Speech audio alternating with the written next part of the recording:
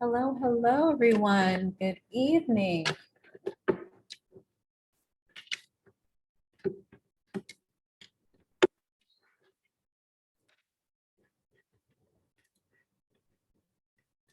You are being recorded and just wanted to make sure everyone is able to hear each other, see one another, well, as much as possible.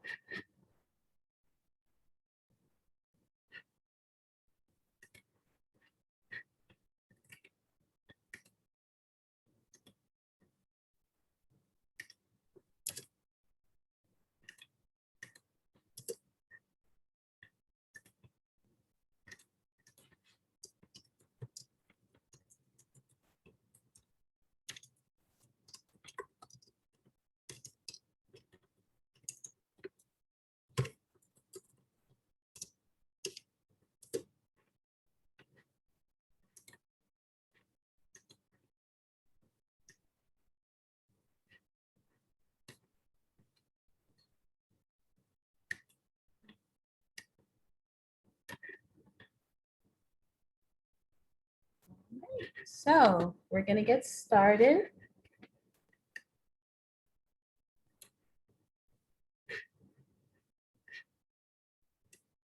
So we're in week 4 of class. Happy June 1st.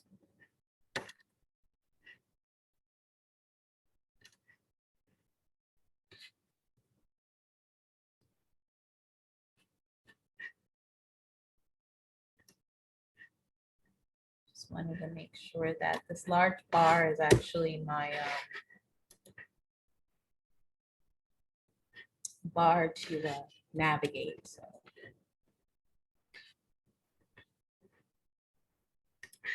So first, just going to go through an overview. If you would like to speak, I'm pretty sure, I think, let me just double check. I won't hear you right away. I'm just going to double check to see if the participant reactions.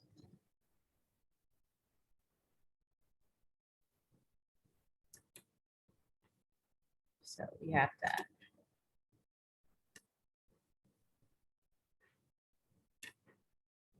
All right. So we're going to get started. Week 4, starting May 31st. Psych 112, Introduction to Psychology. This is the class overview. We're going to review the semester calendar, tasks to complete this week, our discussion board posts, current event analysis. Then we have the class lecture, some reminders and academic resources, and of course, a reminder about virtual office hours. So before I get started, any questions?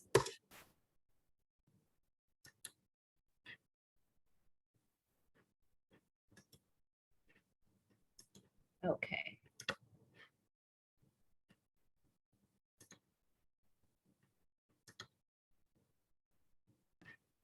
Let's see. All right, so what's your question?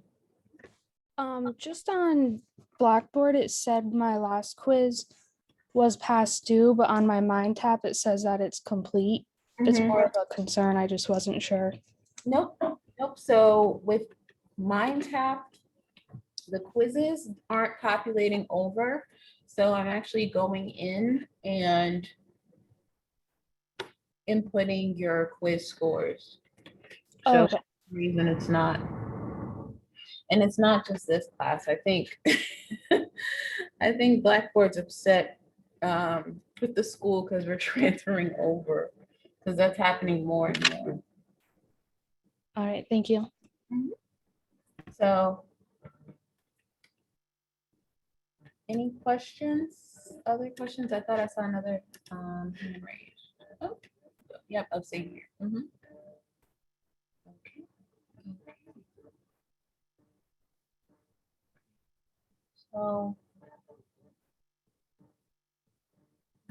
So why don't we move forward? Any other questions before we start class? Just gonna review some things and then we'll take it from there. And if I look down at my phone, it's only because it's during class, so students are sending me messages regarding class. I just want to make sure that I'm able to get to them.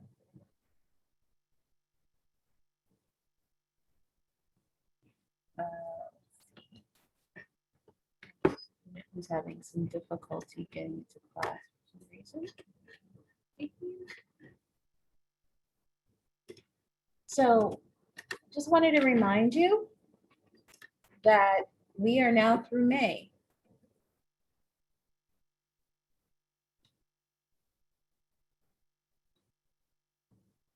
We are completely done with May.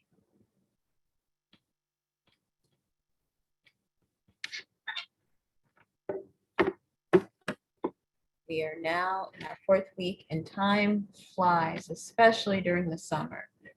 Just to give you a sense of if you feel like, oh, well, I won't do this assignment, it'll be the one I drop. Always anchor yourself. I understand life happens, things happen, it's a holiday weekend. Always anchor yourself, please, because it can get away from you very fast.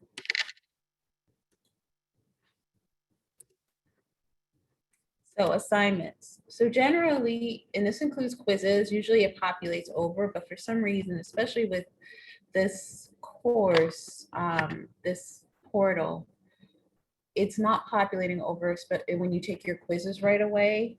So I'm gonna go in and I have a system where I actually take copies every time there is something that generates, I get a copy of that as long as it's within the time period.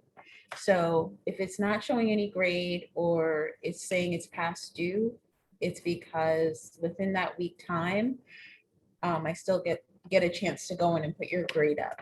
But your discussion board grades are posted as well as just any updates to student resources. But didn't get a chance to do the quizzes, but they are there. So if you took your quiz, don't worry, it is showing up in MindTap. Any other questions? Okay. So this week, pretty busy week. So you have to read chapter 4 and review weekly units. Watch the YouTube video on optical illusions. You will notice that I didn't include that in our discussion tonight because I have a video that is a little bit more informative. It helps you also with your current event analysis, as well as the optical illusions. I mean, it's there for a reason. We use it to help you in terms of perception, but it can be very dull. I'm going to be honest, it can be very dull. If you're not interested in this stuff, it will not sink in. So I did not include it. It's there for a reason. And you'll notice there's certain videos that I will include in the lecture versus having you watch on your own so that we are not all together seeing something that you could easily look up online versus being in class and going through it over and over again. It doesn't add to the discussion.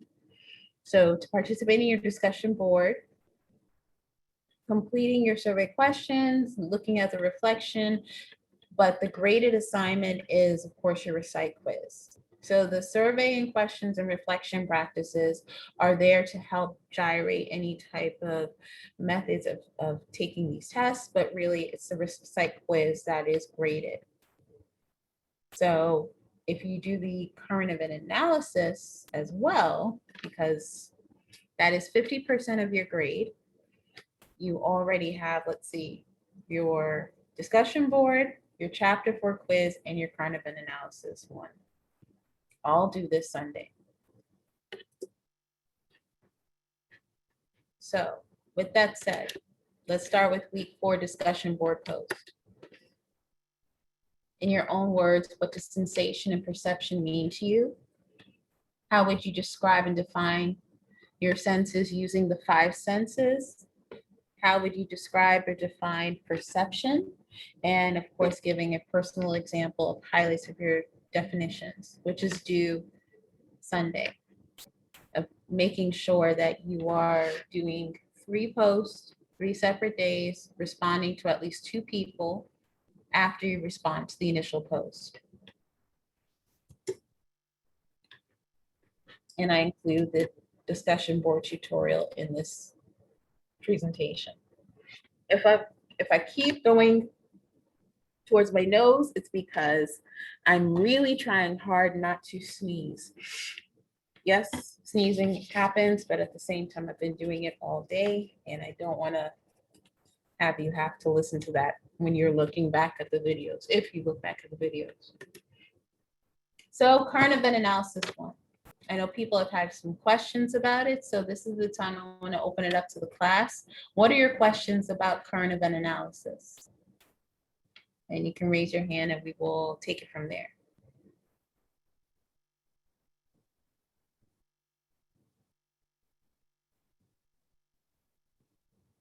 If you have any questions. Okay.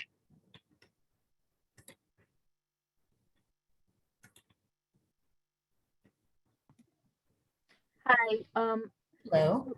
hi. My question, so for these current event analysis, are these are meant to be kind of pulled from the headlines? Is that my understanding? Is that correct?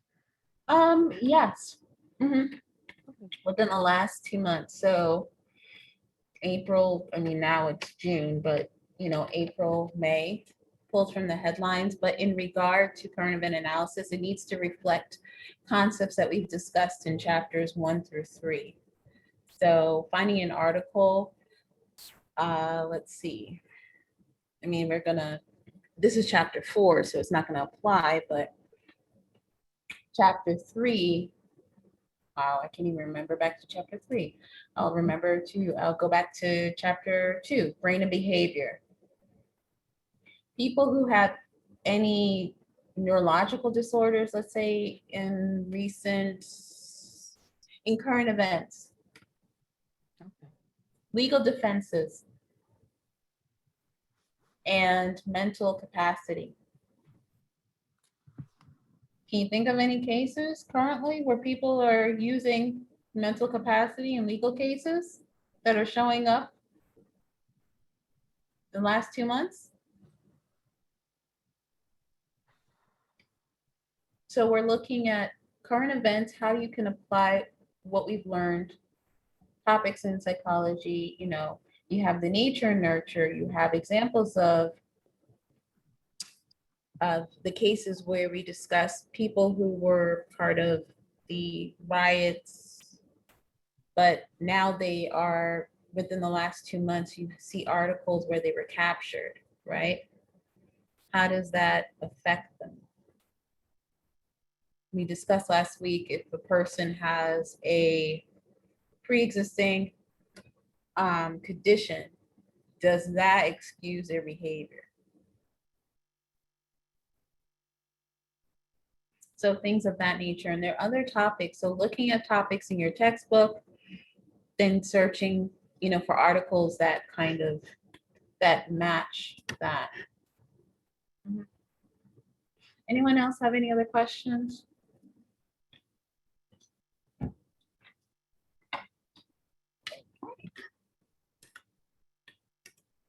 Okay, so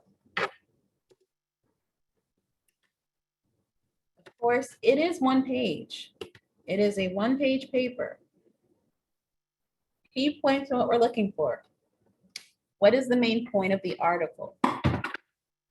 What are some psychological words or phrases that you would find in your chapters 1 through 3 that repeatedly occur in the current event article? So that's a great way to search. If you're looking for a specific topic, trying to think, just because it's a mashup between critical thinking, you could say even the increase in mental health services or people seeking mental health services. Looking for that. What problems or issues are being discussed or analyzed? How do they relate to the psychological concepts from chapters 1 through 3? Who are the names and authors who wrote the current event? It's a one-page assignment. The body of the paper does not include your cover page. It does not include the title. It doesn't include, the cover pages it should be on the title. It doesn't include your reference. We just need one page, top to bottom, 1-inch margin, double spaced. The font is 12. If it is 12.5, you will get deductions. And if it's 12.1, and I say all of this jokingly, sadly, because I've done it myself.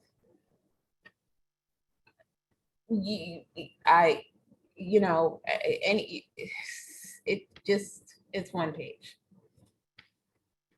Any questions? So this is the video tutorial for the current event analysis as well. It's included in this presentation. If you have any further questions, please reach out to me and we can take it from there. So, chapter 4, sensation and perception. If you haven't already guessed, I like to make sure that we can understand the topic. It's relevant to your quizzes, it's relevant to your papers, but at the same time, it doesn't have to be so dense. Sensation and perception, it can be, but I think we're going to really enjoy the topics discussed here. So, your sensory system introduces physical energy, senses, localized brain activities to further process perception. Psychophysics studies how senses in the brain perceive physical world events, period. This is your sensory system. You have the gustatory cortex, you have your primary somatic sensory cortex. By the way, these are pain receptors. As soon as you see that word somatic, think pain. Your visual cortex, auditory cortex. Thalamus, you have your olfactory, you have your brainstem, which also, and you have, of course, this area which helps with equilibrium, helps with balance. If you have a child and you ever had a child with a hearing, with an ear infection, you'll notice the kid or people who are deaf may have balance issues. There is a certain timbre that helps with balance.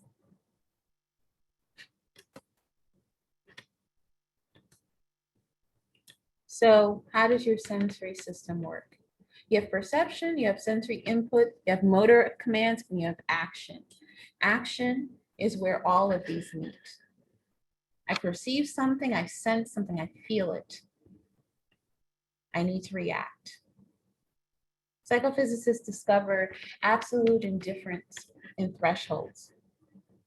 Senses act as a selective data selection, so we're able to take in information and process it. The main data selection, our processes are transduction, sensory adaptation, and feature detection. This is your fight or flight. This is where we're gonna find, okay, so I think I'm gonna sneeze. Why do I think I'm gonna sneeze? Well, I passed by something that makes me feel like I can't breathe. I want to hold it in, but I think I'm going to sneeze. That is actually part of sensation, believe it or not.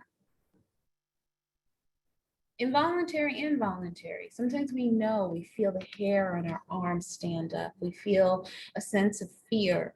Maybe if it's dark, we're maybe more attuned because why? Some of our other senses are not acting as optimally as they would. So when you're in the dark, you ever notice your hearing gets really good? Because your eyesight has decreased.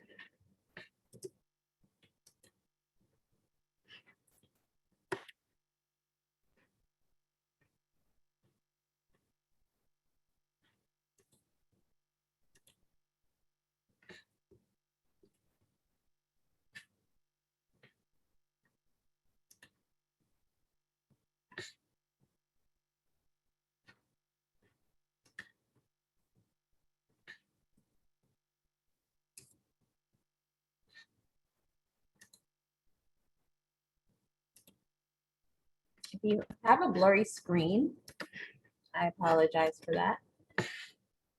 I just want to make sure that we're able to see the information that we're able to see.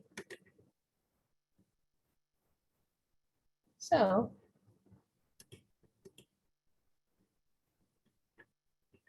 we had a few, there we go. We had a couple of videos that were hiding apparently. So why are we more sensitive to other things? So I want to make sure that we are very clear. We may be discussing some topics that are less than friendly, but it's not to offend, it is to inform. And before we start, can you guys see the screen that I am seeing? I just need you to tell me what you can see.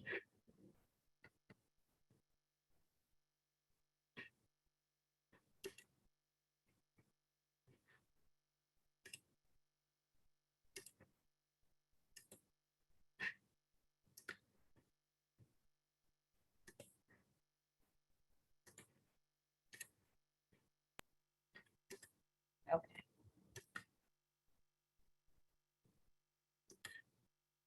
Okay. Okay, now what do you guys see? Awesome. Awesome. Okay. So I'm going to show you this video because it's really important. We are going to be talking about certain topics that I'm not, once again, not to offend, purely to inform. And the reason why I preface that, because if there is a topic that hits home, it is not to provoke you personally, it is to provoke thought. So we're going to review this video and then we'll discuss.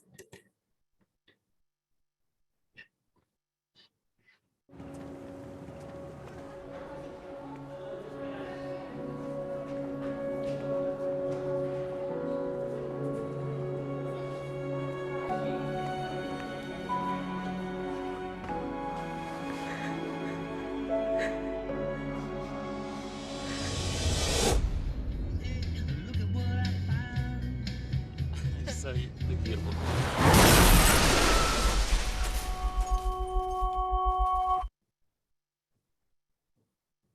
See why I had to give that disclaimer? Now, why I chose that video? Because it's honest. When we are concentrating on something in an environment when we should be concentrating on something else, things like this happen. Generally, you can't foresee, a person would come out of nowhere, right? But if you were looking at your surroundings, if you were looking up, your response time would have been faster, and you would have been able to at least have more of a chance where you would have possibly seen this person or not have driven through the stop sign. Any questions? Any comments?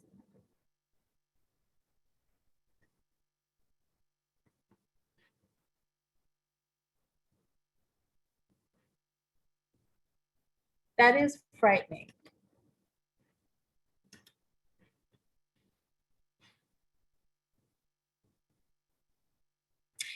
So the significance of the beginning, and that's why I chose this video, because you said exactly what I wanted to say.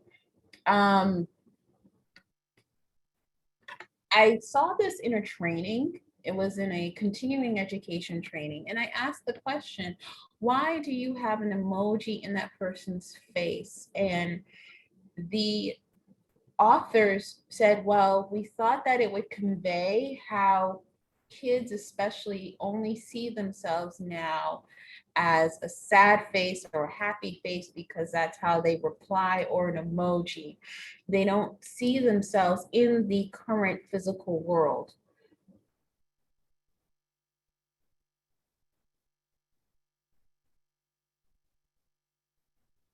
All I could say was, okay. I really I didn't see that that would have been I don't think that's effective. I yeah. So your thoughts? Because this is part of a training module too. Do you think that would be effective? Right. Yeah. Mm-hmm. Yeah. Yeah. I mean, they're right. Kids do see themselves, or teens, preteens, they're more susceptible to feeling that level of belonging online, but it was the same face that the girls gave her when she first came into school was the same face I gave the proctor when, or the authors of this, and I was confused. So okay, I thought I was the only one. I'm glad that yeah. Mm. Yeah, it's convenient. See, now see that I did not know, because I am not 21. Okay, okay. See, okay, so now we just all told on ourselves. Anyone who said they didn't get it, now we know. It is not for us. Yeah, so, oh, this is frustrating. So I'm gonna do this. So let's see if we can, just gonna go up. So I believe that you all have the ability to unmute yourselves. I think I gave this class the ability to do so. Please tell me, it was difficult to understand what you thought about this.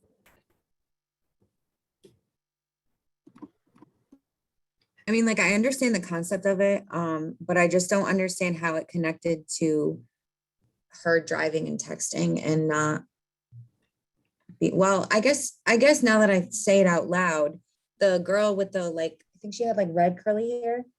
She kind of looked at everybody else and kind of understood like her surroundings and her facial expression. So maybe now that I talk it out, kind of makes sense. Right, feeling disconnected. So Right. yeah, absolutely. Thank you. Carla?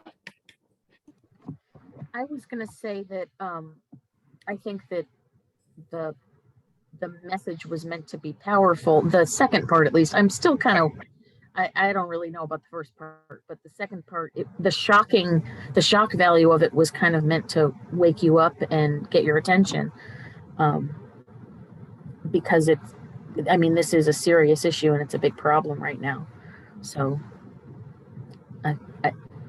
Even the perception, you're absolutely right. It is a serious issue there. I mean, the rates, particularly, and it's included now more than ever, as people are going out more, as we're starting to integrate again, we're starting to be on the road again, because not just teenagers, not just young adults, everyone has had a delay in reactions when they are driving because we didn't have to. It's almost like riding a bike. There were more accidents and more confused methods of transportation because people forgot actually how to get to work. Think about it. If you are a person who drives, if you've been driving for a certain amount of time, especially to a certain place, how many times have you gotten to work and not realized that you've been in almost a phase, a fog? It just became automatic. That's where I was gonna say that sometimes we rely on our subconscious a lot, and I personally think we use it more than the conscious mind, but we can't always rely on it. Like, that's why you see people sometimes walking down the street, like just looking at their phones, and you think like, oh my God, there's they're gonna, trip. Nope, they lift their foot, and there's walking on their subconscious, but like they're aware. But this doesn't mean that it's always the case. You're still not fully aware, even though you think, yeah, you are. Because we remember, it's not just by sight, it's by senses. You may remember a certain pothole. I've had people who would tell me when they're recounting a certain experience, it wasn't necessarily what they saw, it was a smell. It was a feeling. They knew that the road to a certain location or a place would get gravelly at a certain intersection. And they realized, okay, then I have to make a turn within 2-3 seconds. So they would combine time, smell, and we do it all the time. Even the sound. Yeah. So even our vision, you have your ciliary muscles, you have your iris, the cornea, it can be concave or convex, where you have nearsighted, farsighted. People will talk about, well, my retina. The eye, the optic nerves alone take in so much information. So this is one of the case studies that I worked on about a few years ago, so for vision, just to kind of give you a little, maybe something you can research and look up, and you can probably connect it to something in chapter 3 for your paper. But do you think that it's possible? And this is just a question. And if you know the answer, just wait till the end. Do you think it's possible to get drunk through your eye? I'm going to repeat the question. Do you think it is possible to get drunk, to get inebriated solely through your eye?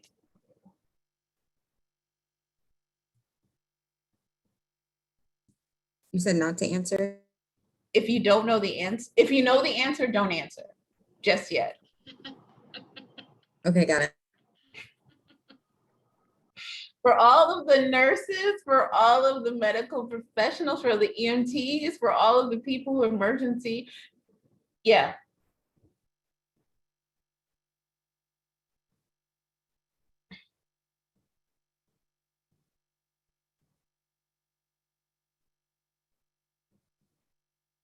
Anyone want to take a guess if you're not sure?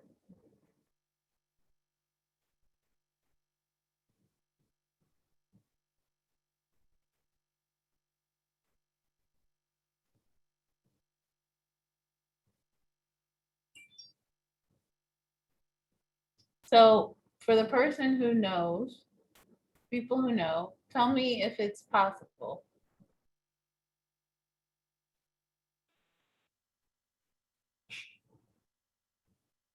How and why, or how?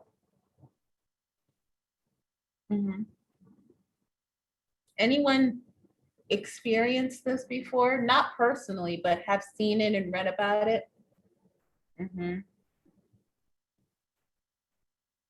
Think about it. If your eyes can take in air, that little examination when you get your eyes tested and the doctor goes, or they blow something in it and it hurts, or they even dilate your eyes. Your eyes are just as sensitive as anything else. It can absorb things.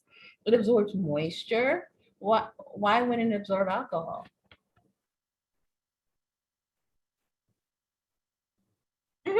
Yep.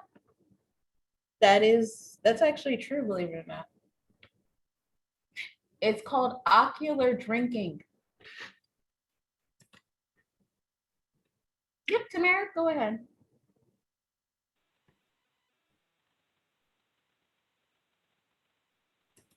Hello, can you hear me? Yeah, I can.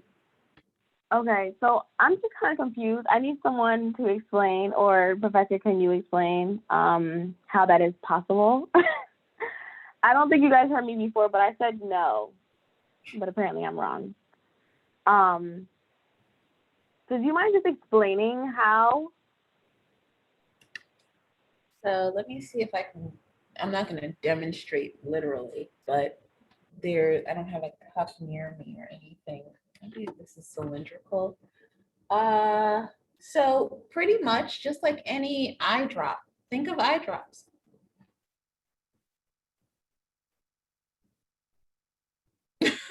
No, I wouldn't do it. Think of eye drops. That's the best example. If you have eye drops,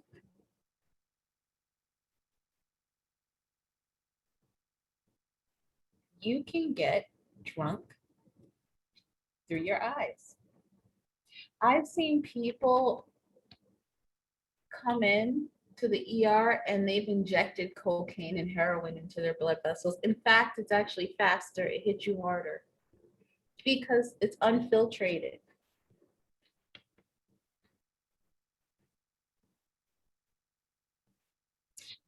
So let me, yes. So speaking of college kids and young adolescents, well, yeah, college kids, they, if you can ingest alcohol through your eye, it takes it in.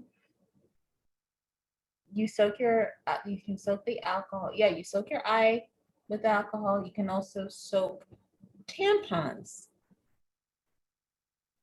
There is ocular drinking, there is vaginal drinking, and there's rectal drinking. If you are trying to avoid, if you are avoiding a breathalyzer test, if you have mastered being able to walk a straight line, even when you are very inebriated above the limit, it's not going to show in a breathalyzer as much. You may have maybe a little bit, you're not going to be, depending on how much you drank, above the limit. We used to call it, rectal drinking became very popular with people who were in the entertainment business, especially opera singers. So your vocal cords, think about it. Alcohol wears on your body. So what they would do is they would rectally drink it, hit your system faster. There's no filtration in certain areas. Your digestive system is built to break down certain enzymes so that by the time it hits your system, it doesn't hit it as hard. In that area, we're all senses and perceptions. This is about the sensation. It's all senses in this area. Hypersensitive, one of the most hypersensitive areas in your body is the gynecological, the genital region. Yep, Tamara, go ahead. So my thing is, I think why I'm so confused is because I'm thinking like if alcohol is put in your eye, obviously it's gonna burn. So is that what you're saying? Like physically putting alcohol in your eye? Yeah, they put it like an eye drop. They don't necessarily inject it, but it's like an eye drop. It's an eye wash. At that point, it's also the level of desire. You need to have that feeling. This is actually very new to me because I actually did not know that. Yeah.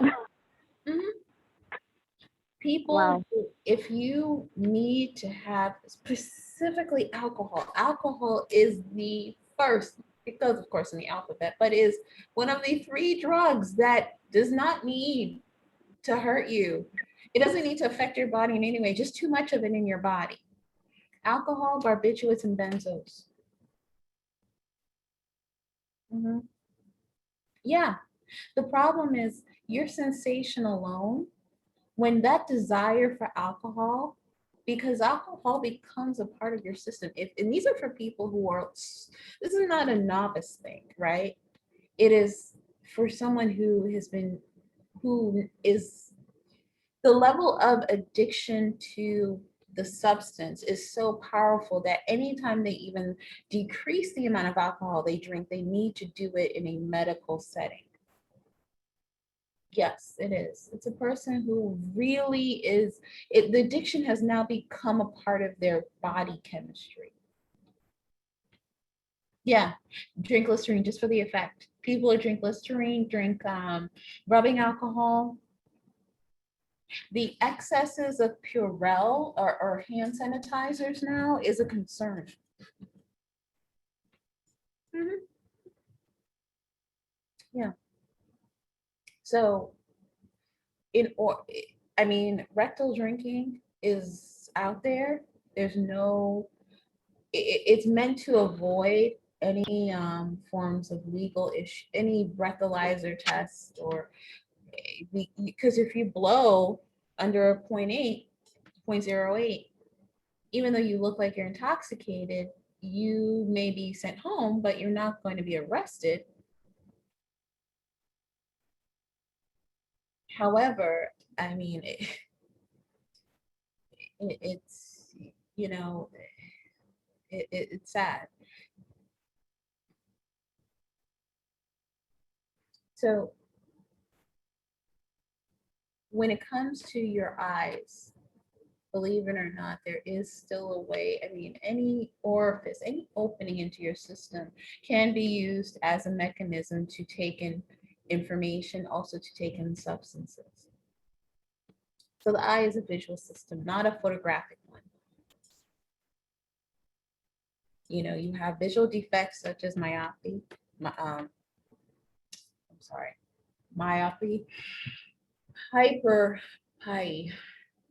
presbyopia, and astigmatism. Or myopia, I'm sorry. For some reason I'm saying myopia, and this has been all day. So your rods and cones, the photoreceptors in your retina are going just back and forth. If they're operating correctly, and if you're a person like me who has an astigmatism, but also compounded with prior trauma to the eye, your night vision, peripheral vision can be very impaired. Seeing black and white, detecting movement. The cones specialize in color. So your rods and cones operate together. Rods are black and white, because that's going to be on your quiz. Cones are color. Cones have acuity. They have also your daylight vision. So your cones are the color, more color, brighter, nicer. Rods are where you have your night vision. It's the scary part of seeing. You're able to see back, front. That's the fight or flight when it comes to eyesight. So I just wanted to show you a quick tip just to give you a little graphic to help with this.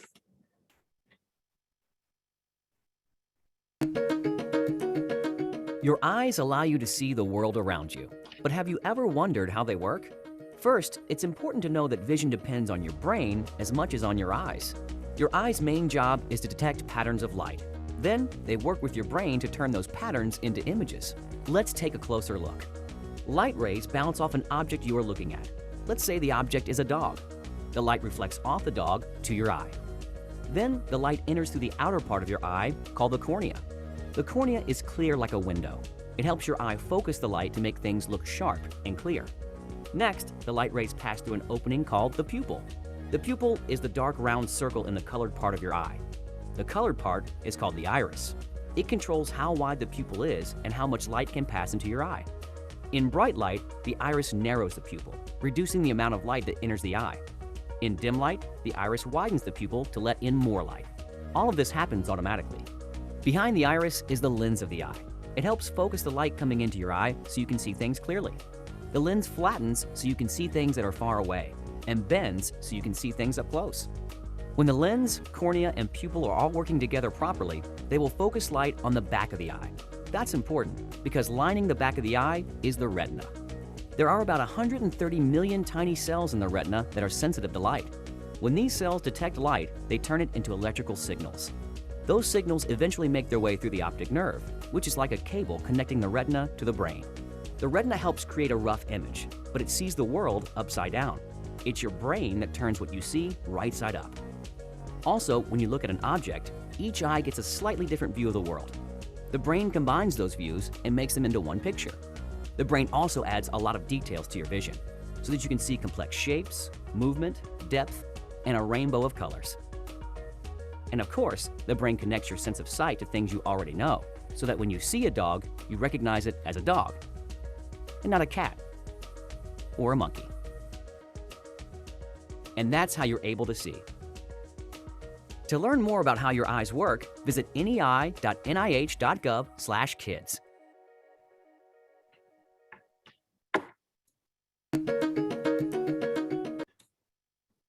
So that is how your vision works. Here's the thing about blindness. Total color blindness is rare, but it happens more in men than in women.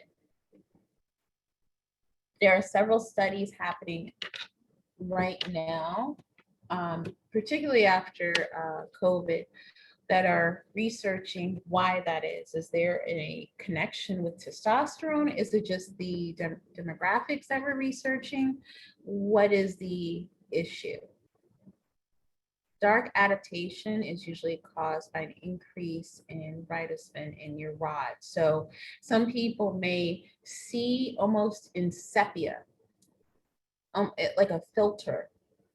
And here's the thing about color blindness or color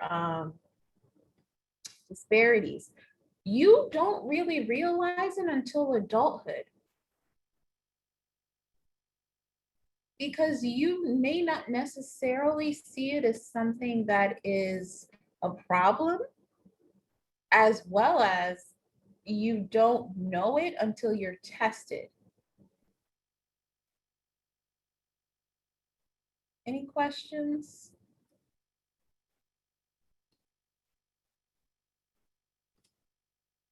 So hearing. And no, I haven't heard of, that's the one thing I have not heard of, the auditory inebriation. Although I have seen someone pretend to stick a beer bottle in their ear, but that was in a psychiatric setting. They had brought in a beer bottle and somehow it got through security. But no, I have not heard of auditory inebriation. I'm pretty sure somebody will try it one day or has tried it, but nothing that's come across in the ERs or research. So hearing, chemical senses, and some aesthetic senses, soma aesthetic senses. So your entire ear captures waves and rods and nerve impulses. That's pretty much all it does. Our hearing is so important because it not only helps us take in auditory information, but it helps with balance. People who have cochlear implants, if you notice, they may also have like a glottal stop right here because it's connected not just to your ears, but all of this, your cerebellum, it's just connected, completely connected. Your hearing is what actually saves you in the fight or flight before your vision. The bristles in your ear, you hear much more than you see.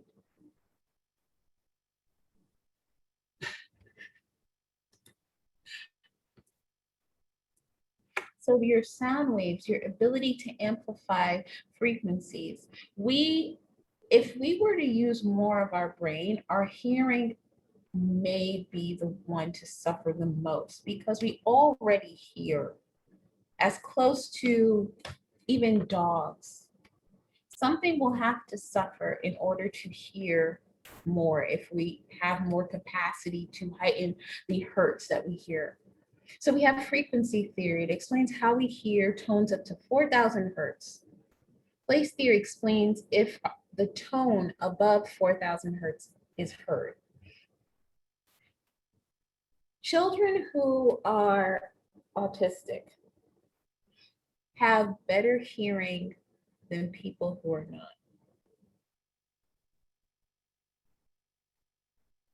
How? Why? They're able to focus. They have a sensory receptor that and I'm not talking about being on the autism spectrum. I mean autistic, nonverbal, sensory, people who require paper. They're very sensitive to touch. They hear at a decibel that on any given day would drive all of us crazy. Loud noises, sudden movements, they all hear that. That's why it's difficult for them to communicate. When they talk, if they talk really loud or they have muffled speech, it's because they are processing their decibels simultaneously. Their membrane, that basilar membrane, is so thick. It's like an extra thick layer. No, it's not. Not at this time. Their heightened hearing is not contributing factor. However, I will say this, the prevalence and the frequency of hearing infections in infants, toddlers is seen to be a contributing factor in behavioral issues and in attention deficit disorder and attention deficit disorder with hyperactivity.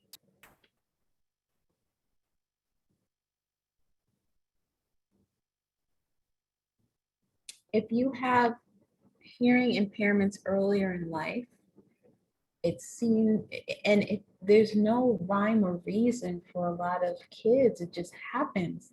But the frequency of hearing of infections, it actually degrades that membrane.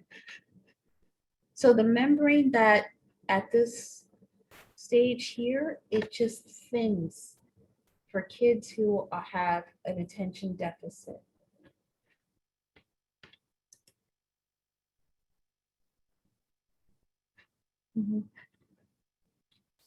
This here. So how do your chemical senses operate? So smell and taste, lock and key theory. If we smell something that smells good to us and looks appetizing, or better yet, if we just smell something that smells good to us, odds are it activates our taste, our gustation, sorry. I keep thinking about infants at this point. Our gustation senses. If you smell pancakes or you smell breakfast food, that usually activates something in you. The location of your receptors in your nose actually helps people identify various scents. Now, how does that happen? Genetics. Does it matter what size your nose is? No. The bigger your nose is, the more, no. You just take in a lot of information. It doesn't mean that your smelling senses are any better. The olfaction receptors aren't any bigger. There are 5 basic tastes: sweet, salt, sour, bitter, and umami. You usually hear about umami when you talk to foodies. That is the group of people who identify themselves as intense lovers of food. Sweet, bitter, and umami tastes are based on a lock and key coding of molecule shapes. So you're looking at intense,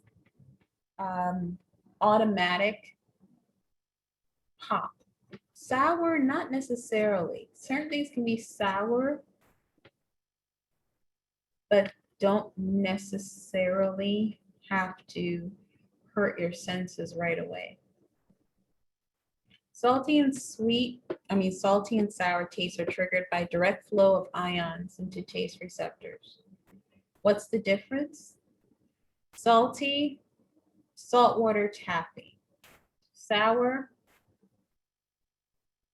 taffy. If you've ever had it, that is the clinical definition. So touch. So before we discuss touch, I want you to see the neuroscience behind touch.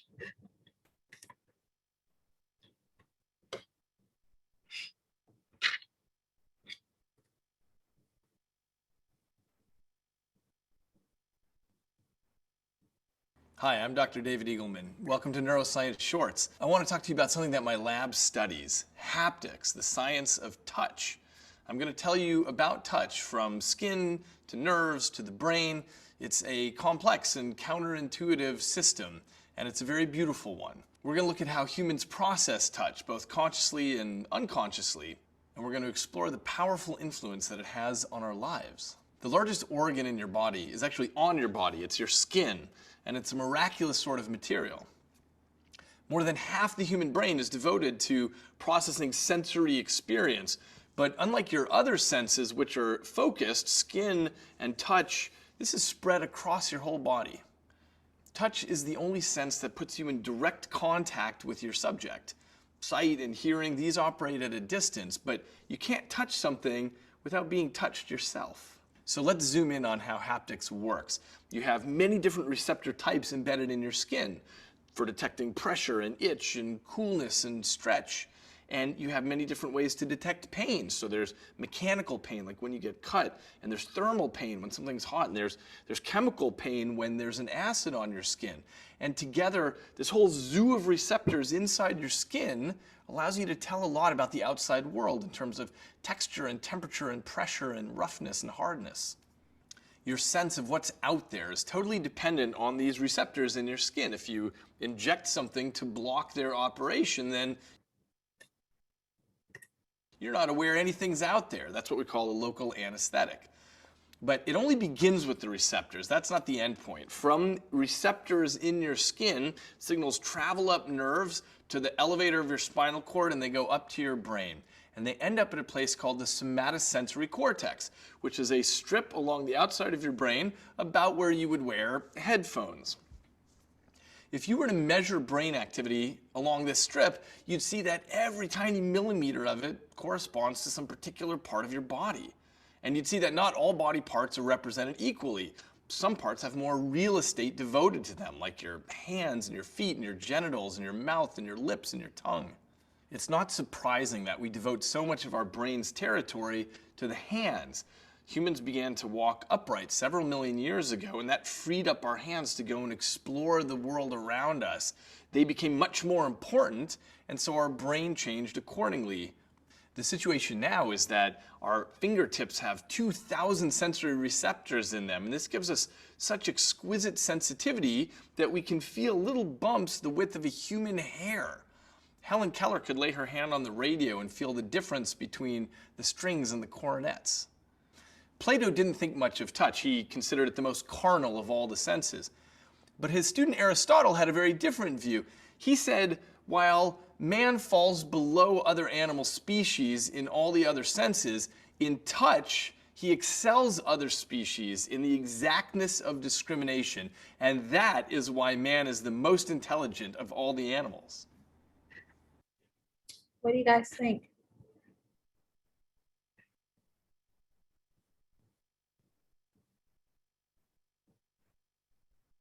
Touch is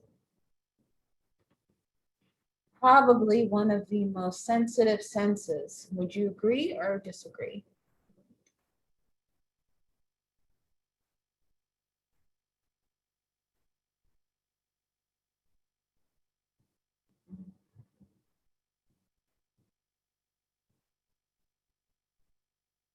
I've had people disagree. And it depends on the person. We have more geography when it comes to touch. Why? Why did they disagree? Well, they felt vision. vision was the most sensitive because it's your eye.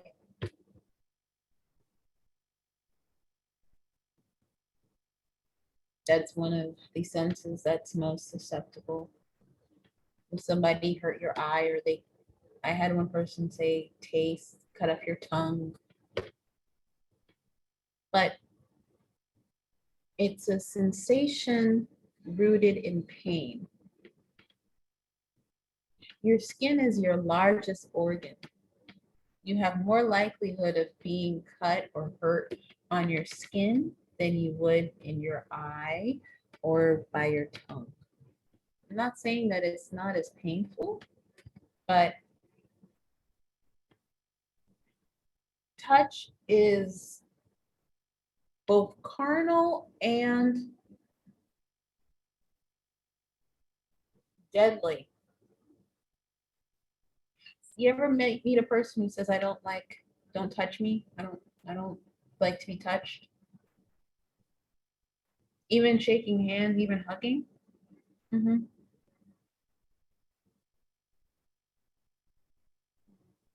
If you touch someone in the wrong way, if they've had an experience where even the slightest touch evokes a trigger, it's not just the physical pain you see, but the mental scars. Yeah, certain things you can see that bother you, but touch is so innate because humans, they're built to connect.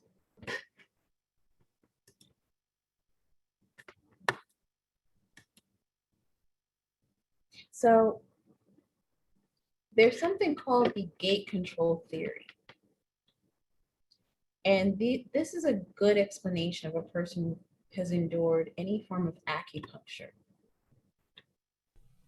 Hello, my name is Michael Copeland. I'm the Chief Psychologist of the Cope with Pain program.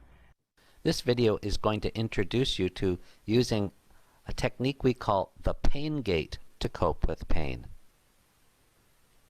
Now I want to go back to that idea of the pain gate and show you an exercise. So I want you to bite your bottom lip with your top teeth. And you know that pain scale that goes from 0 to 10? Well, we're only going to go to a 5. Don't want any blood in this exercise. So I want you to put your teeth on the top on your bottom lip and just put a bit of pressure on. Now put up one hand and close your fist in that hand. And as I tell you, and we count from 1 to 5, you'll put up one finger at a time and bite harder each time. And then I'll tell you to do something else. So now put up your hand, start biting. Now bite harder to a 1, harder to a 2, even harder to a 3, then go to a 4, go to a 5.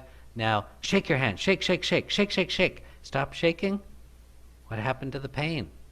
Well, let me explain where it went. We have 2 sets of nerves that go to the brain from the body. The small nerves is where pain travels. The large nerves we use for the movement, like shaking your hand or active walking. And our survival instinct said, hey, it's more important to run away than to feel the pain when we're doing that proverbial running from a tiger. So then it became more predominant, and it let it go through the gate first and then would gate out the pain. So that's why we tell people to get active. It is very effective at closing the gate. Please watch the next videos that will show you more methods you can learn to cope with pain. So it's interesting how the limb pain, and motion sickness. I use that because I need people to have a connection to the synesthetic senses. So basically pain, the physiology of pain, motion sickness. Yep, go ahead, Tamara.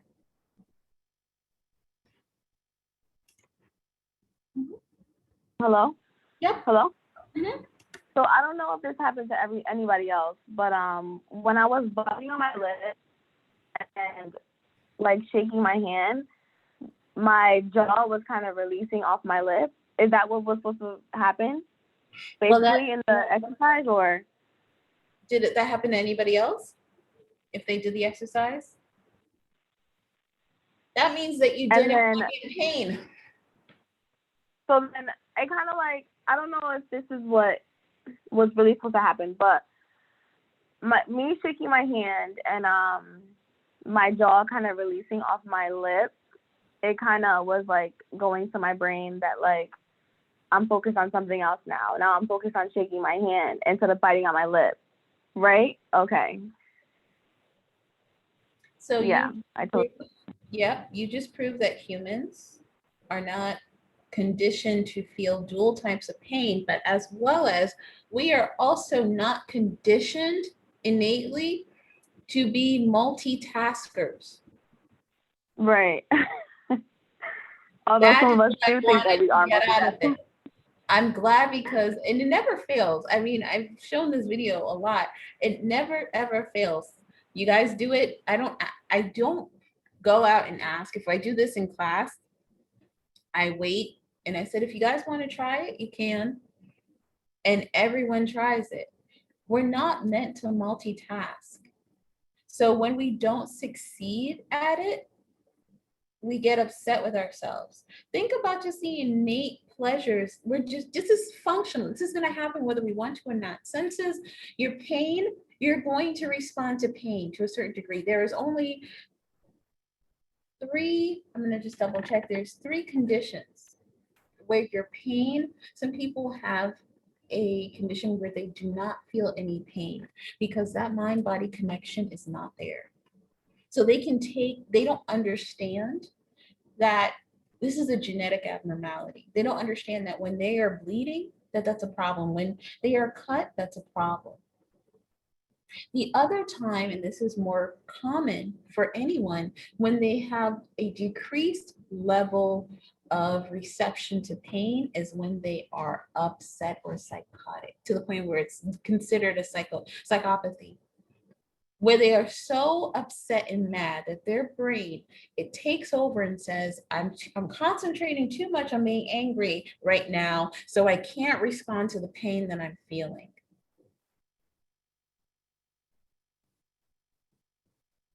Our body doesn't operate that way. When you removed your teeth from your lower lip and you concentrated on your hand, you then saw that, hey, guess what?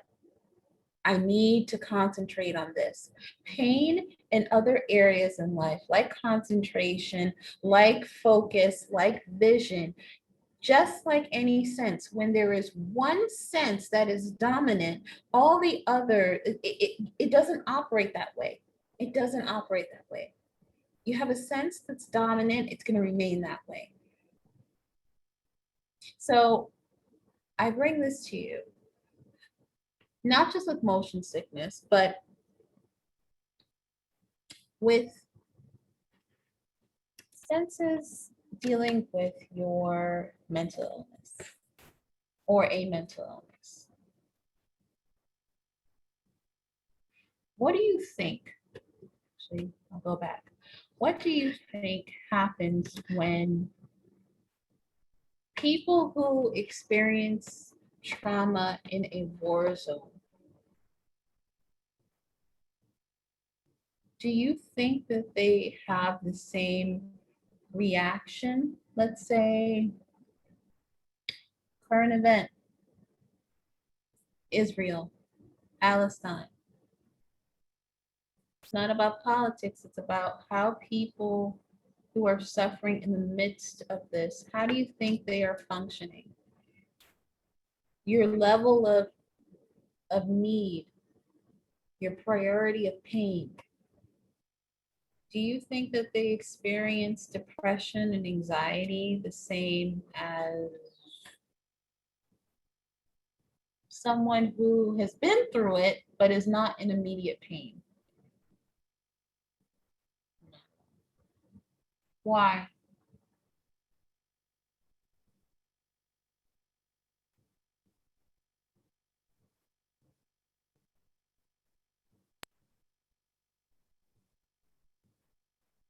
So you're talking about like a physically injured person versus somebody who maybe just witnessed or experienced? No, I'm talking Because about. I was responding to like the first question. Oh, okay, okay, okay. The first question, not at all. Okay. So physically injured person, if you are physically injured, but you're still in the midst of danger. Let me clear. I'll clarify. You're still in the midst of danger. Do you think that you're still going to experience that level of pain? Or are you still No. in the throes of They're fear? they're gonna be worried about what's going on around them to protect themselves. I feel like it would be a pain blocker at that point. Mhm.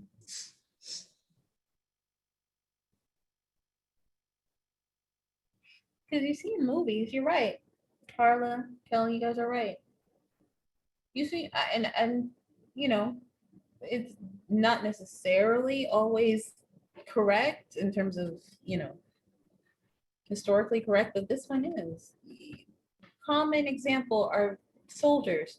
If you are shot, I use movies because they seem to be more relevant. If you're shot and you're still fighting, but you're injured, how is it that people can still go on, move on, go on, move on?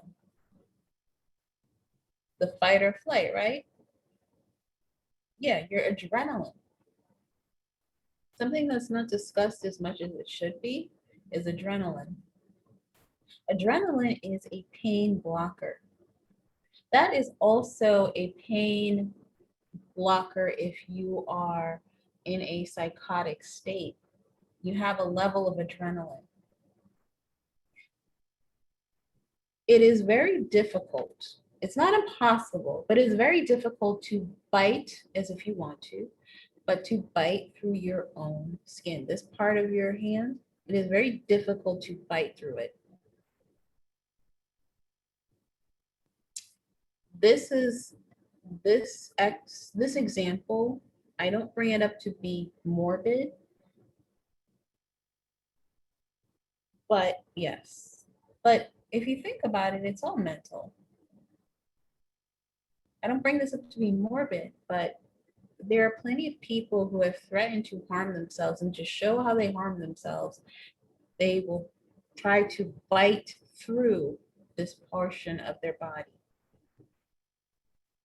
These are people who have been diagnosed as mentally ill, mostly schizophrenic, psychotic. I bring this up because there are this is probably the determiner, I would say, of anyone forensically stating that they're so mentally ill and disturbed that they are capable of doing this.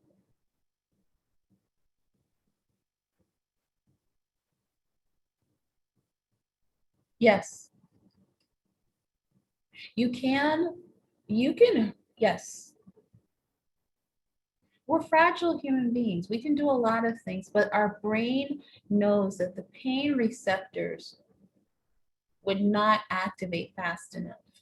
You have to have a poor, if at all, you have to have a complete blockage in your brain to be able to do that, to harm your limbs. And I bring this up because it's a form of protection.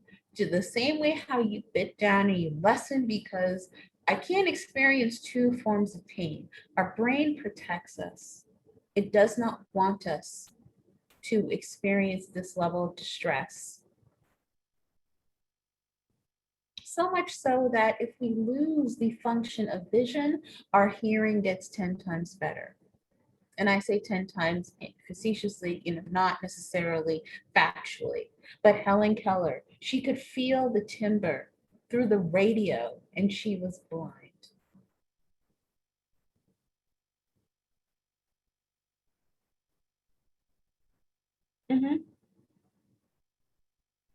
Yeah, but think about it of survival. It's an act of survival most of the time. Think about when you are able to do certain things. I've seen parents lift cars. Well, I should say I've seen videos of forensic, if there was an issue where there was a car accident, it was for part of research where parents would lift cars off of children because they were so frightened and they wanted their child to be safe. This is where our senses kick in. That's actually more common than we would expect. That's not abnormal.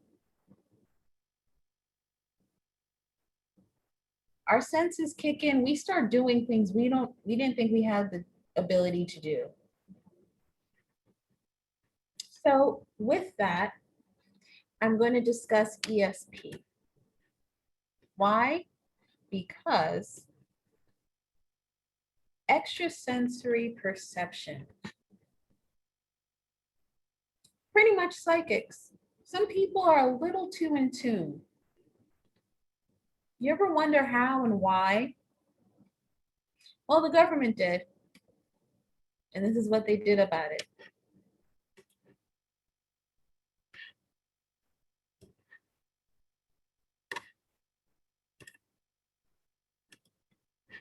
Many people claim, and many others question, the existence of ESP, extrasensory perception. Erin Moriarty of 48 Hours has gone searching for answers. This is Uri Geller. In the 1970s, a handsome ex-Israeli army paratrooper popularized extrasensory perception, or ESP. Bend, melt. Uri Geller claimed he could bend spoons with his mind. Look, you see? See inside sealed containers. The steel ball is found. And even read other people's minds. As you can see, he is quite elated about getting the right answer. It was great television. But offstage, Geller had also caught the eye of the intelligence community. And this is where it got very interesting, because scientists would consider, wait a minute, maybe we can read the minds of other government officials. Maybe we can see inside a nuclear facility in Russia. It sounds incredible, but it's true. Relying on now declassified documents, national security reporter Annie Jacobson has written about the U.S. government's decades-long attempts to use Uri Geller and others like him for psychic espionage. It's sort of like a highly classified black program inside of a black program. One, because you don't want the Russians or the Chinese to know what we're doing. And two, because a lot of scientists didn't want their colleagues to know what they were doing because of the embarrassment factor. And there had long been reports, says Jacobson, that the Kremlin was also experimenting with ways to weaponize people with ESP. And there is a declassified report that talks about the Pentagon's real fear, citing Uri Geller by name, that if he was able to bend metal with his mind, he might be able to use his mind to interfere with the delicate electronic system on a nuclear-tipped ICBM. Keep looking. But Uri Geller's skills turned out to be unreliable. Uri was telling me you don't feel, what, strong tonight? I don't feel strong. As seen in this now infamous appearance on The Tonight Show in 1973. Well, I'm not trying to press you, I'm really not.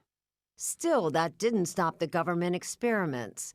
In the 1980s, the Defense Intelligence Agency began Project Stargate. It was top secret, it's actually beyond top secret. Dean Radin, a scientist, worked on the program that employed about a dozen psychics and mediums. For what? For espionage. To see whether someone in the United States could spy on other countries from here. Right. Just using their mind. Right. Did it work? It did work, yeah. I was good at finding people. I was good at locating things. Angela Ford was with Project Stargate for 9 years. She calls herself a medium. The Defense Department preferred remote viewer. In a sense, were you hired as a psychic spy? I guess, yes. Her assignment? To look for missing hostages and fugitives without ever leaving this building at Fort Meade in Maryland. I was called into session and my boss asked me, where is Charles Jordan? In 1989, Ford says she was able to psychically track down a former customs agent who had allegedly gone rogue. I said, the man is in Lowell, Wyoming, and I spelled it Lowell. Ford was off by a letter. It was Lovell, Wyoming. Well, when my boss went to Customs and said, we're still getting the Wyoming feeling, Customs said, as we are speaking, we are apprehending Charles Jordan 100 miles west of Lovell, Wyoming. So you were right. We were right. There's no obvious explanation for how Ford obtained the intel that turned out to be accurate. But could it have been ESP? Not according to physicists like Caltech's Sean Carroll. Is there such a thing as ESP? No. I think we know enough about the brain to say, no, it really doesn't work that way. We'd be able to test that, be able to put a little receiver next to your head and pick up those signals if they were actually coming. They can't detect it yet. You believe ESP exists? Yeah, of course. In 1995, Project Stargate was shut down, but government interest in the paranormal has not been completely abandoned. Writer Annie Jacobson says the military is studying soldiers who seem to be able to sense danger. An example would be a soldier out in the battlefield with a unit, and the one soldier says, let's not go down that street any further. I sense an IED. They'll send a robot out, and the robot will locate the buried IED. It's called precognition, sensing what will happen before it does.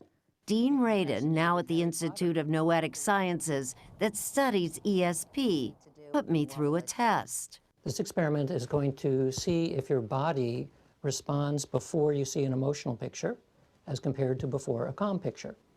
And there we go. If the pupils of my eyes dilate before the disturbing ones appear on the screen, that's precognition. And I'm going to find out whether I have any special powers. We'll find out. And the answer is yes. That I am reacting before I'm seeing an emotional picture. 5 seconds before.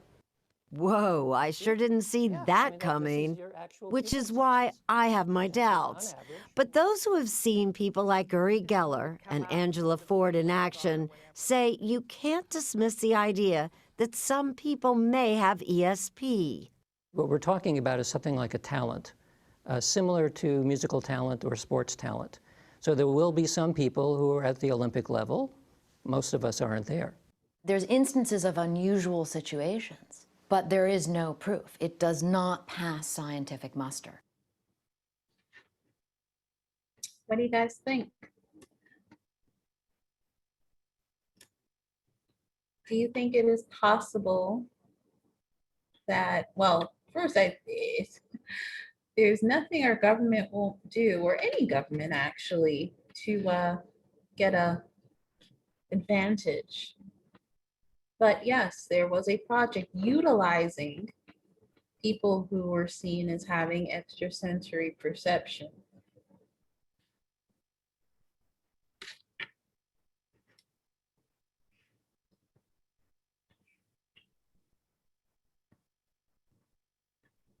Why do you believe that? You said supposedly. Do you think that she's not?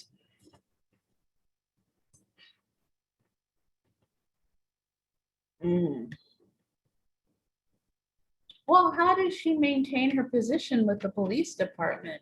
Is it a willpower situation? Are we back to, when somebody believes enough?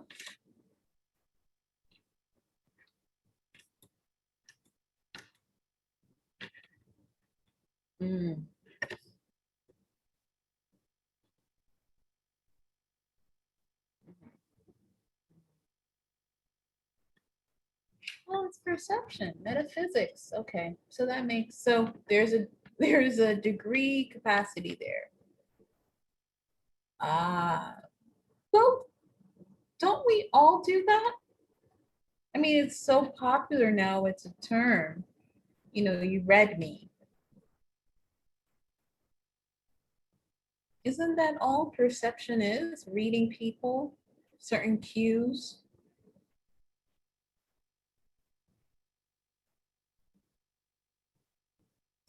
Was she being, oh, well, she could believe in more of a Hindu, a transcendental type of feeling, where you transcended, you lived several lives, you transcended into others. Yep, go ahead. I will say there's things she says that are completely bizarre and unusual and make me think she's full of baloney. And then there's other times I lost my wedding ring. She lives in Texas. I live in Connecticut. She told me where it was and she was right. So I mean, I don't know. I believe that anything's possible, I guess, but I don't think the science supports it. Well, here's the thing about ESP. I mean, and it could be a matter of willpower, also recognizing certain cues in people. But if somebody tells you, you were a monk in your former life, it's not as if you can really test that out. So there's no loss. Am I skeptical of it? Yeah, because you can't, not all people. I think it's more in regards to noticing what you did or didn't do in a former state where there's no way to necessarily prove it. And like I said, there's times that she's said things that are spot on and you go, wow, maybe there is something to it. Or maybe she's just hypersensitive, where she kind of notices things most people don't notice and keys on to, like you said, reading people better than most. I don't know. Well, perception is key, so maybe like all psychics, people who feel that they are able to sense things outside of the normal realm, it's about the reading, and people have done this many a times. They may not think it. When you want to scan someone, and it depends on if you like that person or if you don't. So usually you scan somebody bottom up if you're scanning with limited bias. When you scan top down, it is almost in disgust. A top down is, who do you think you are? A top down is like, oh, hi, how are you? It's a way to get a sense of that person. And think about the gesture. When you scan top down, it's, I see you as nothing in dirt. Bottom up, you're learning. It's foundational.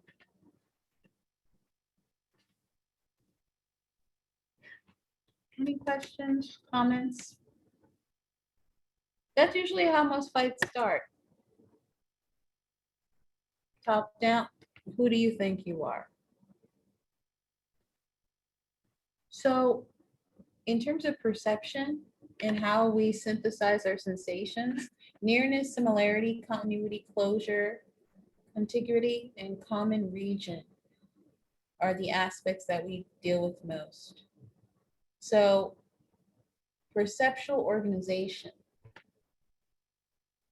vision, how we imagine ourselves, how we feel how the outside world sees us. See where this is going?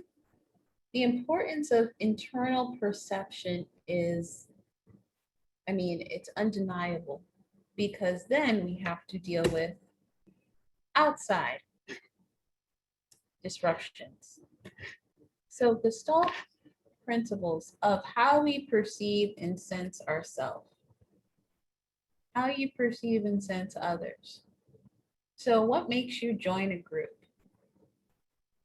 Looks good, close to home, similar interests. Seems like this is going to be ongoing. Can see ourselves being connected in a closed off society, and just we vibe, we get along. This is basically how we address life systems. That's it. So with that, we judge who we want to be near. And I'm using the reference in terms of community versus the biological. So judging distance is innate. It starts at birth. The first thing they do when they take you out of mom is to judge your depth perception, hearing test, seeing if you recognize where and when the sound is coming from, making sure you're able to function.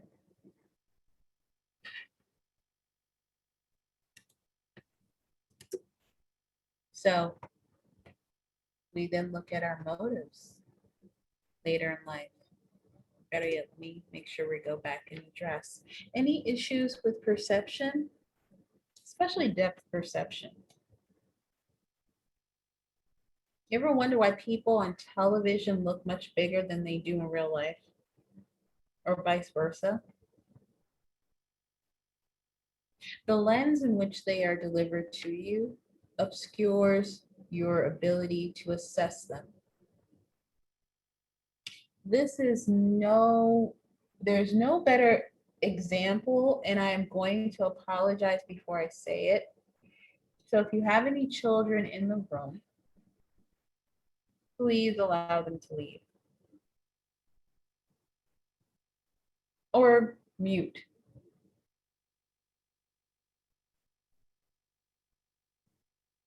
Five, four, three, two, one. So okay, thank you. Are they removed? Okay. The reason why I say this is because the best way to assess how to judge distance and depth perception seems to be the reports of sexting, especially junk mail, and particularly when people utilize certain, maybe things of this nature, or remote controls to assess certain icons like eggplants.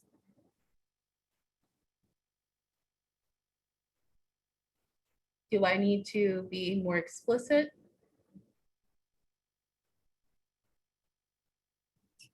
Oh, wait. Thank you. Awesome. Yeah. That is the difference. Depth perception does not change based on these type of mechanisms. That's why, and that's how people measure. You see how they say pictorial? That's how people measure and they're able to judge. That's the best example. I don't just use it, my colleagues use it, and sadly, it never seems to fail. So when you're thinking about this and you're taking your test and you're trying to figure out, wait, what is depth perception? Sexting. Sexting is depth perception, particularly that. So what are your motives behind doing things of that nature? Expectations, motives, emotions, learned experiences that alter your perception. So I have a case study for the following current event analysis that you can take a look at. But I'm showing this to you because I'm about to show you a video, and it deals all with perception, but it's a forensic perception. So this is the first, I'm going to show this to you. How do expectations, motives, emotions, and learning alter your perception? So if you have wall A and wall B, can I ask the class, which wall do you think is longer?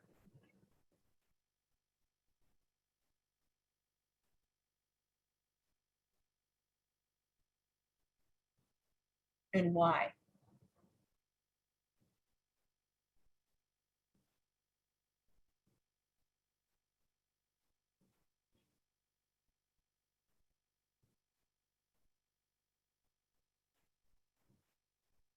Mm-mm. They're not both the same.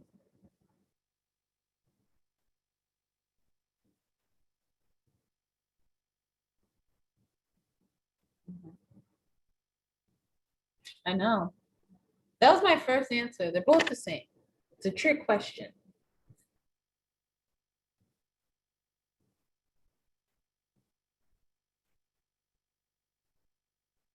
This is where optical illusion plays into how you see things.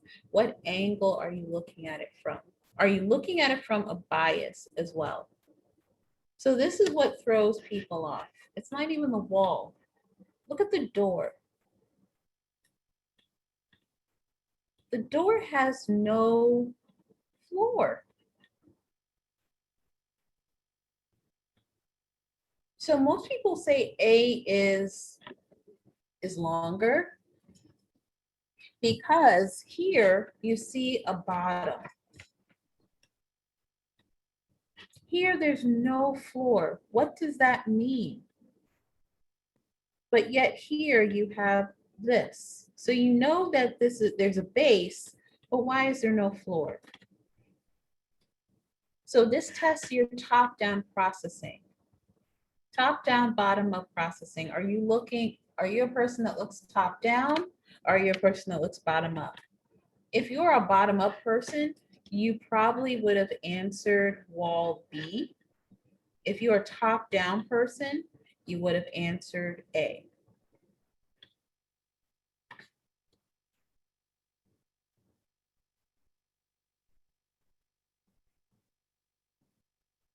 So here is my friend, and I get to say friend because I actually met this person,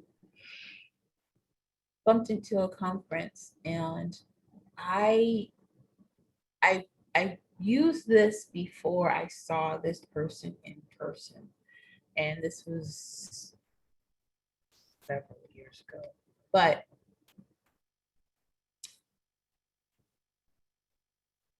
it discusses the problem with eyewitness testimony, where perception and objectivity come into play. Remember motives in your life, in your experiences? Well, this is a great way to examine and see what happens when I'm sure I saw this, I'm sure I did. All of your senses are in play.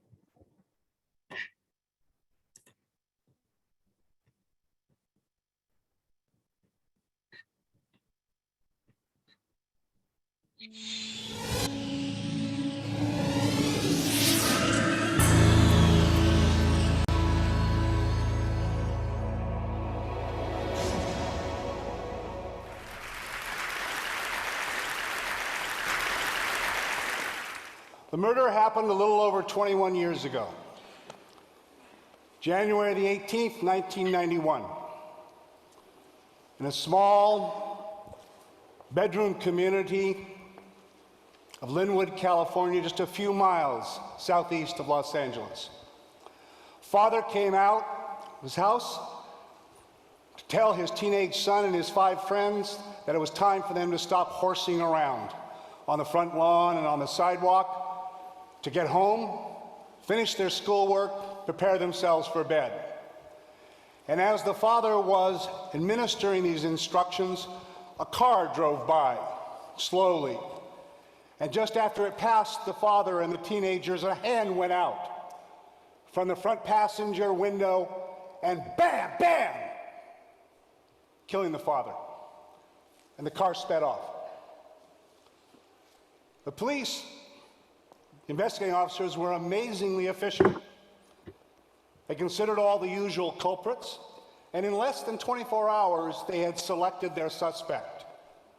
Francisco Carrillo, a 17-year-old kid who lived about 2 or 3 blocks away from where the shooting occurred. They found photos of him. They prepared a photo array, and the day after the shooting, they showed it to one of the teenagers, and he said, "That's the picture. That's the shooter I saw that killed the father." That was all a preliminary hearing judge had to listen to bind Mr. Carrillo over to stand trial for first-degree murder.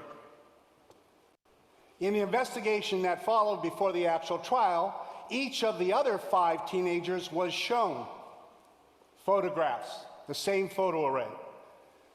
The picture that we best can determine was probably the one that they were shown. The photo array is in your bottom left-hand corner of these mug shots. The reason we're not sure absolutely is because of the nature of evidence preservation in our judicial system, but that's another whole TEDx talk for later. So at the actual trial, all 6 of the teenagers testified and indicated the identifications they had made in the photo array. He was convicted. He was sentenced to life imprisonment and transported to Folsom Prison. So what's wrong? Straightforward, fair trial, full investigation. Oh yes, no gun was ever found. No vehicle was ever identified as being the one in which the shooter had extended his arm. And no person was ever charged with being the driver of the shooter's vehicle. And Mr. Carrillo's alibi? Which of those parents here in the room might not lie concerning the whereabouts of your son or daughter in an investigation of a killing? Sent to prison, adamantly insisting on his innocence, which he has consistently for 21 years. So what's the problem? The problem is actually, for this kind of case, come many-fold from decades of scientific research involving human memory. First of all, we have all the statistical analyses from the Innocence Project work, where we know that we have, 250, 280 documented cases now, where people have been wrongfully convicted and subsequently exonerated, some from death row, on the basis of later DNA analysis. And you know that over 3/4 of all of those cases of exoneration involved only eyewitness identification testimony during the trial that convicted them. We know that eyewitness identifications are fallible. The other comes from an interesting aspect of human memory that's related to various brain functions, but I can sum up for the sake of brevity here in a simple line. Right? The brain abhors a vacuum. Under the best of observation conditions, the absolute best, we only detect, encode, and store in our brains bits and pieces of the entire experience in front of us. And they're stored in different parts of the brain. So now when it's important for us to be able to recall what it was that we experienced, we have an incomplete, we have a partial store. And what happens? Below awareness, with no requirement for any kind of motivated processing, the brain fills in information that was not there, not originally stored, from inference, from speculation, from sources of information that came to you as the observer after the observation. But it happens without awareness such that you aren't even cognizant of it occurring. It's called reconstructed memories. It happens to us in all the aspects of our life all the time. let me ask you to consider the horrific events of 9/11. Think about when you first got the information about this catastrophe, how you felt, and more importantly, when was the first time you saw the second trade tower implode and collapse after the first trade tower had gone down? If you're like most Americans, myself included, you have a very clear memory that you saw the first tower come down and then you saw the second tower finally collapse after the other plane crashed into it within an hour or two afterwards. I remember vividly where I was. I was down at LAX at the satellite terminal for American Airlines, waiting to get on an airplane to fly to San Diego. And of course, all the air traffic was ceased. And so I had nothing to do but to sit and watch the television monitors with all of the news broadcasts over and over and over again of the horrendous events. And I know I saw that second trade tower come down an hour or two after the first. And all of the research we have indicates that most Americans too, except for a few people who happen to live in certain places in New York, right? And you know something? That's a totally false memory. It could not be something you experienced. There was absolutely no media footage of the second trade tower collapsing until over 24 hours after the event. But in fact, you know intellectually, cognitively, that they did occur fairly close in time. You did know about and see the first one. You did see the second one. But you didn't see it until over a day later at the earliest. But the brain, without you being aware, has pulled them together and you believe you saw them very close in time. It is a reconstructed memory, not an accurate memory, no matter how vivid, no matter how sure you are. It was those two considerations, among others, reconstructed memory, the fact about the eyewitness fallibility, that was part of the instigation for a group of appeal attorneys led by an amazing lawyer named Ellen Eggers to pool their experience and their talents together and petition the Superior Court for a retrial for Francisco Carrillo. They retained me as a forensic neurophysiologist because I had expertise in eyewitness memory and identification, which obviously makes sense for this case, right? But also because I have expertise and testify about the nature of human night vision. Well, what's that got to do with this?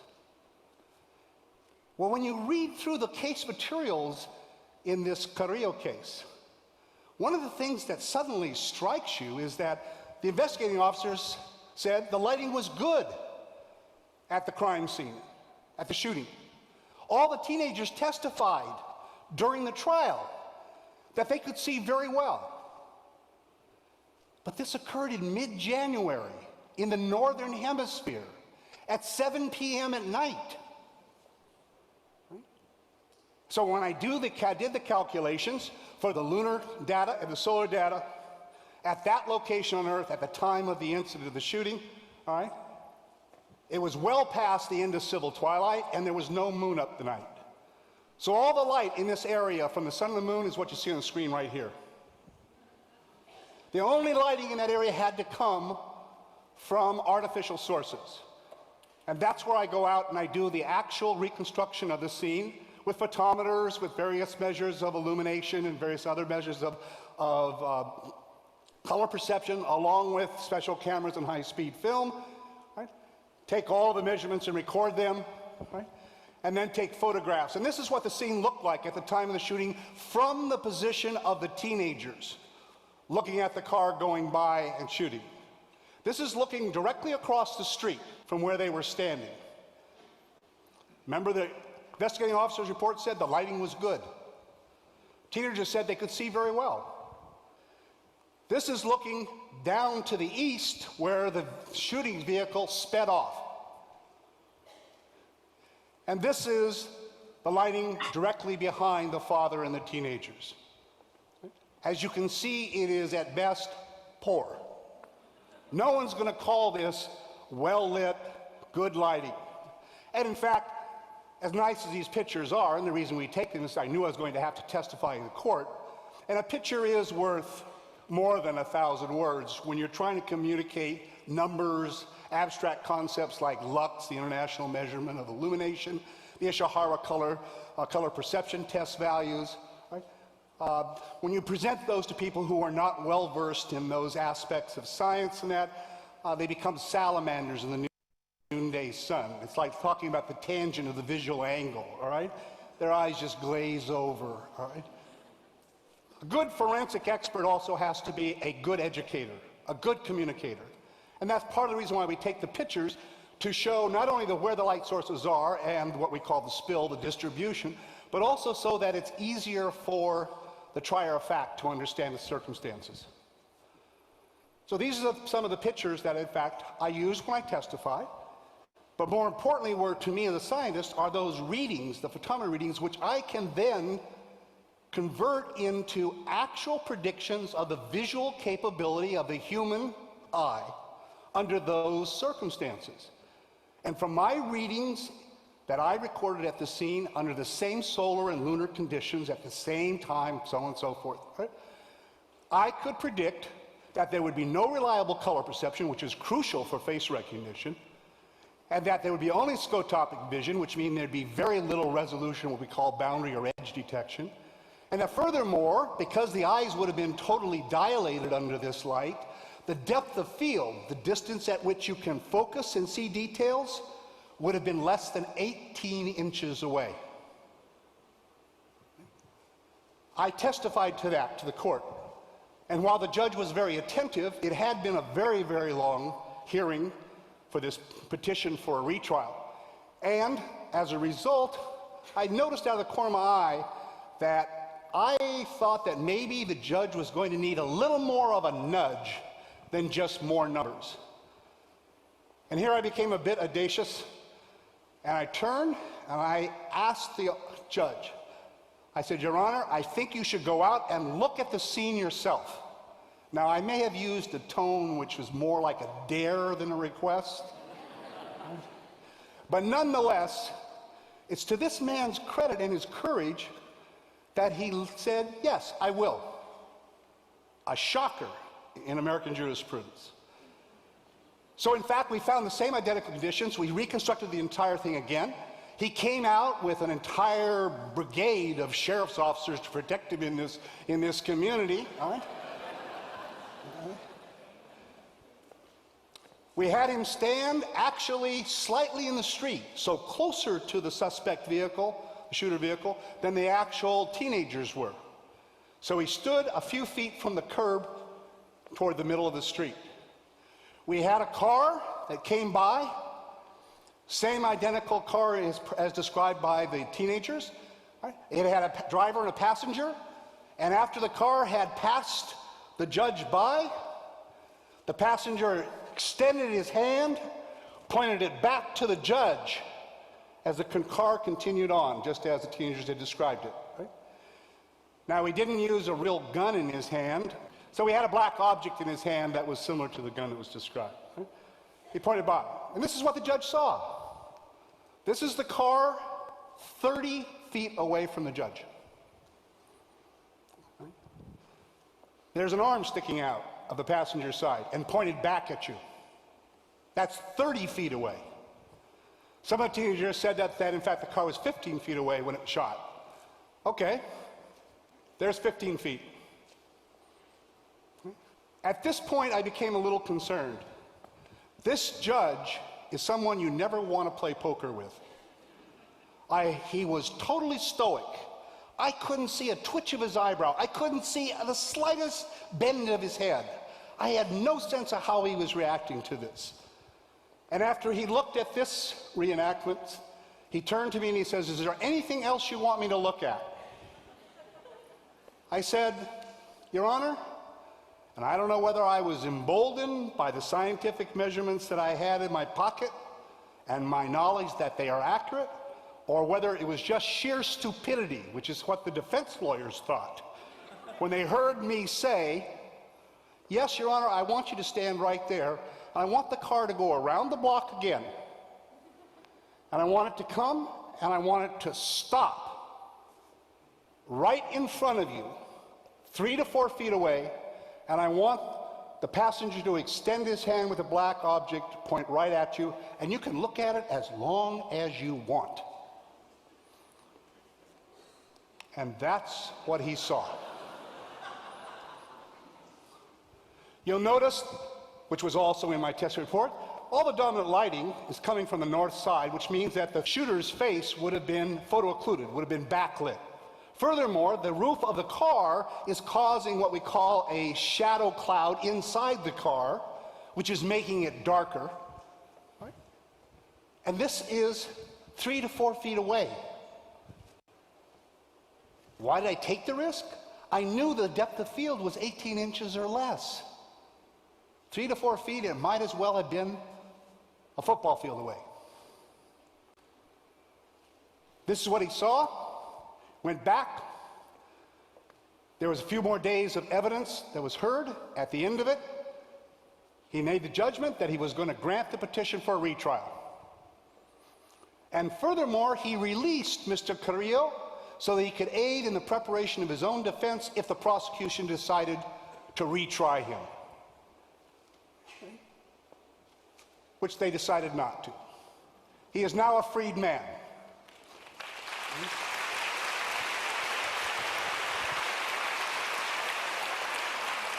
This is him embracing his grandmother-in-law.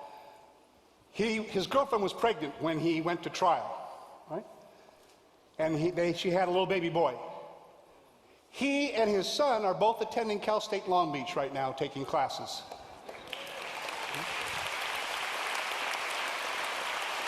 And what does this example, what's important to keep? First of all, there's a long history of antipathy between science and the law in American jurisprudence. I could regale you with horror stories of ignorance over decades of experience as a forensic expert, of just trying to get science into the courtroom. The opposing counsel always fight it and oppose it. One suggestion is that all of us become much more attuned to the necessity, through policy, through procedures, to get more science in the courtroom. And I think one large step toward that is more requirements, with all due respect to the law schools, of science, technology, engineering, mathematics, for anyone going into the law, because they become the judges. Think about how we select our judges in this country. It's very different than most other cultures. All right? The other one is I want to suggest the caution that all of us have to have. I constantly have to remind myself about just how accurate are the memories that we know are true, that we believe in. There is decades of research, examples and examples of cases like this, where individuals really believe. None of those teenagers, right, who identified him, right, thought that they were picking the wrong person. None of them thought they couldn't see the person's face. We all have to be very careful. All our memories are reconstructed memories. They are the product of what we originally experienced and everything that's happened afterwards. They're dynamic, they're malleable, they're volatile, and as a result, we all need to remember to be cautious that the accuracy of our memories is not measured in how vivid they are, nor how certain you are that they're correct. I'm sure I saw the second trade tower collapse an hour later, but I know it could not have happened. Thank you.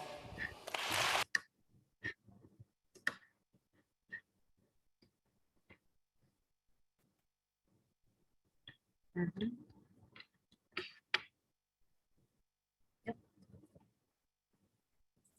Absolutely. So what do you think? Perception, motives, experiences, these are all things that we learn, that we go through in our lives. but he brought up the topic, and I use this example, this presentation over optical illusion because it gives us a gateway into the upcoming chapters in psychology. False memory. What creates a false memory? The brain, he's right, the brain hates, abhors, detests gaps. So we either block out that whole time period. Whenever someone tells me I have a really bad memory, but then they further go into, well, I can't remember this age in my life. Not necessarily the bad things, but they can't remember that age because the brain can't differentiate between necessarily the events that stress you out. So it'll just wipe out the whole time period. So maybe we have a perception of something that we can't remember, but then when we go into it in counseling, where we have states of consciousness, we try to figure out, oh, should I go to hypnotherapy? What happens if a hypnotherapist says, well, I want you to remember this, versus tell me what you recall. Same thing happens legally. Look how they displayed the potential suspects. It was all together. And of course they're going to go to the darkest picture because that's actually what they saw. They didn't see the person, but that actual that frame in the corner, the backlight represented what they actually saw.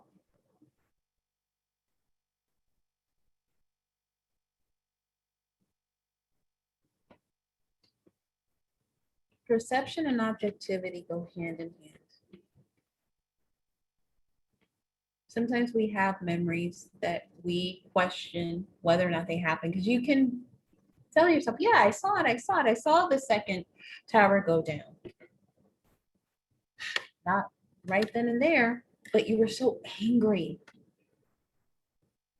You were so astonished, you were so stunned that it took place.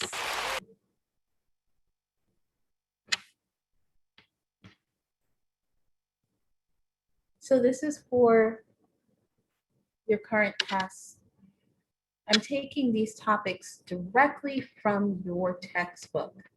So they will be in your quizzes. Eyewitness testimony is surprisingly unreliable because it's biased. We all have biases.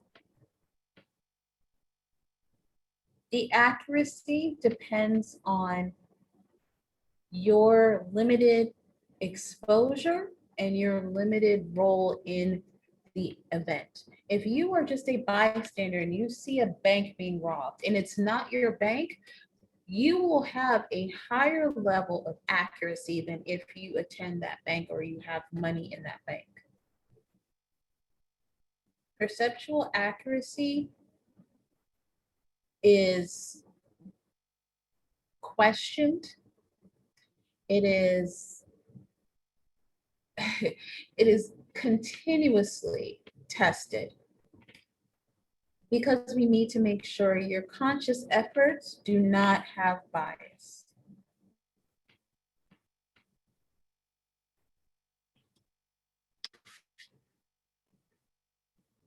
So Carla, can you just review the Mandela effect for class? It says it reminds you of the Mandela effect, but for those who aren't familiar. So I guess the Mandela effect got its name, I think it was in the mid 2000s when or the mid 2010s, something like that, when there's a phenomena of a very large group of people that believed that they watched Nelson Mandela's funeral on television, and he hadn't died, but a very large population believed that they watched his funeral. And there's lots of other examples. you can Google, I mean, there's lists of them that are just fun to look at and say, oh yeah, I thought that was like the Berenstein Bears versus the Berenstain Bears. The Target logo, how many circles does it have? There's countless versions where people very firmly believe that they remember it correctly, but they're wrong. And it, from what I've heard, it's called the Mandela effect. It's neat. No, it's interesting because you're right. It's funny. Usually, the Mandela effect came about around the time when was it right when he got out, or was it when something happened? I want to say it was around the time of the uprising of. I think it was 2010. Yeah. Which I think was when he was released. Sorry, I'm having a little difficulty hearing you. That might be when he was released. No. No, he was released way before then, but I think 2010 was around was it around the time where he announced he was feeling more ill, and it's, he just wasn't up to par. I feel like there was an uprising, but part of those effects where they're like, I know what happened, and other people say the same thing too. Yeah, of course it happened. Sure. It's communal. We see it every day, where you want to be a part of a group. It is innate. It's the sensation that, well, I feel uneasy. I can't really explain it, but if this person feels uneasy too, then I'm going to go along with them.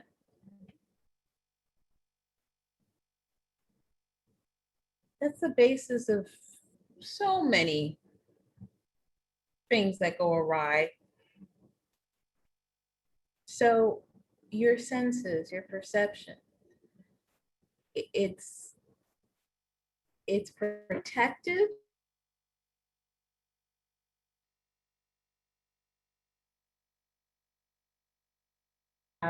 They have Snapchat surgery. Do you know, as my internet tells me it's time to stop using it, did you know that in the last year, the #1 surgery in this country was butt implants?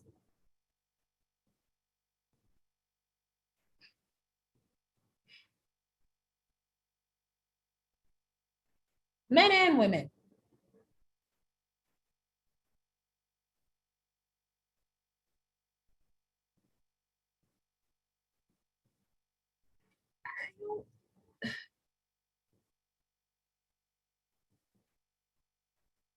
So I have yet to have a client, patient, person in outpatient, in long-term counseling, come with a dysmorphia. And I say dysmorphia because it actually falls under body dysmorphia. It's still,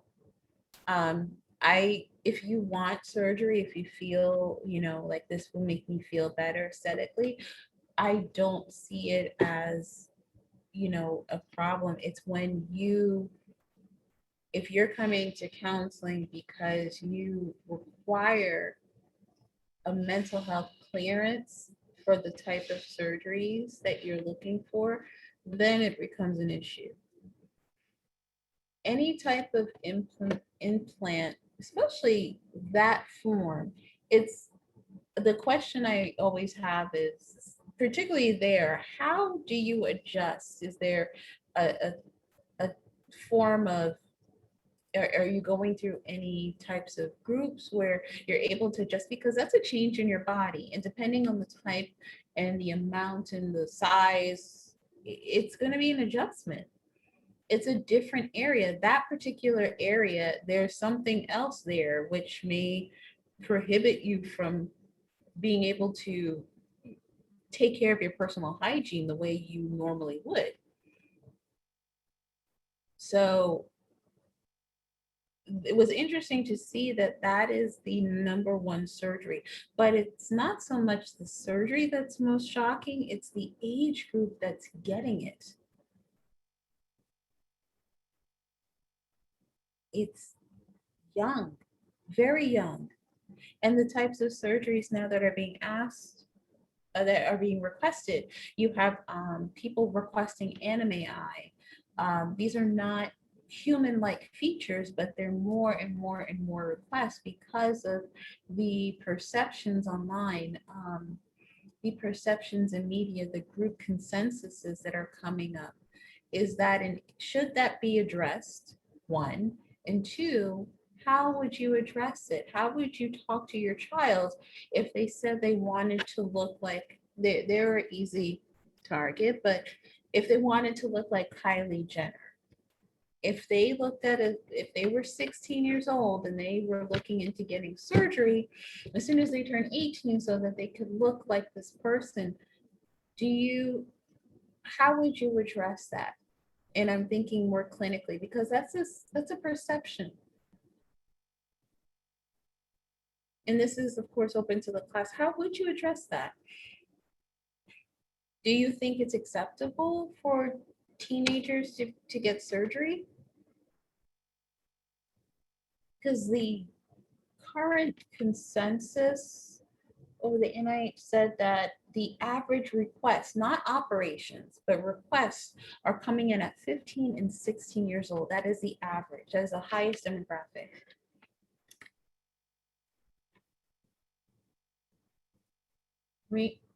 I know you said no.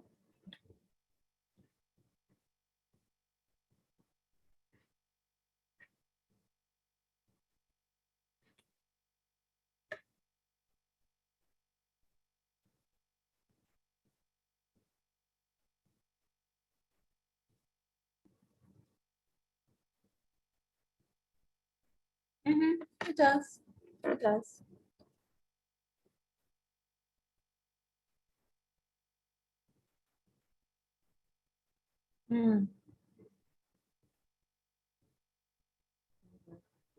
Yeah. They have a term, Snapchat surgery.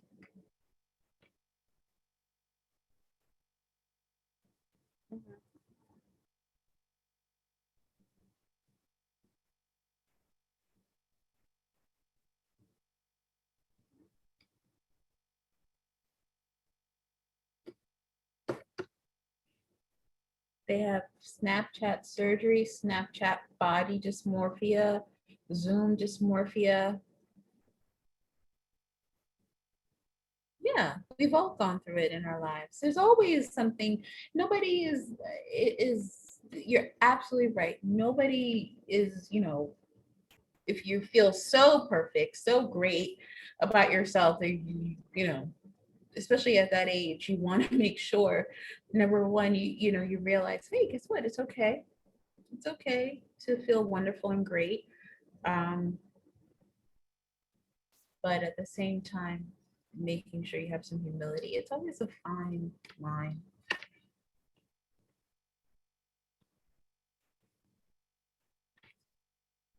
Oh, and you're in Connecticut, Carla?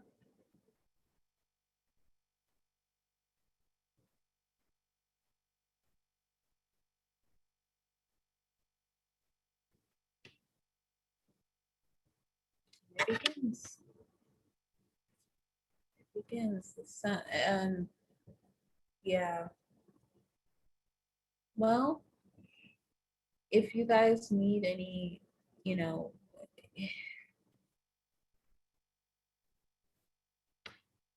what I will say about that is that if there's an Amber Alert, it's a 4-year-old, odds are, and I say that not just to pacify, but as someone who continues actually to work in forensic crisis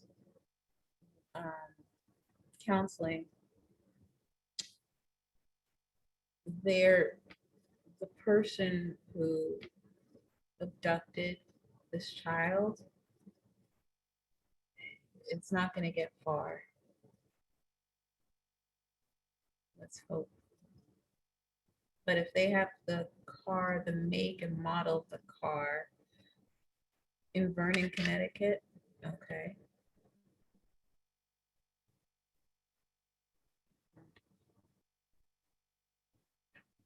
Oh, that's where you are, okay.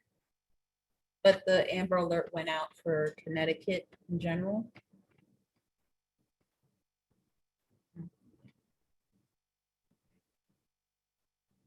Well, abduction is a felony regardless, but if they cross state lines, it's human trafficking. Mhm.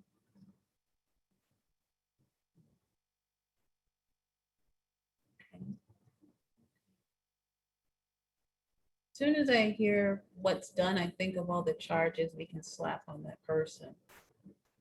So, no, it's, you know what? It's a psychology class. If this were English, I would probably have to be really mean, but luckily it's psychology, so it's a part of the makeup. This is, like I said, it's communal, that this is part of what we deal with. Hmm.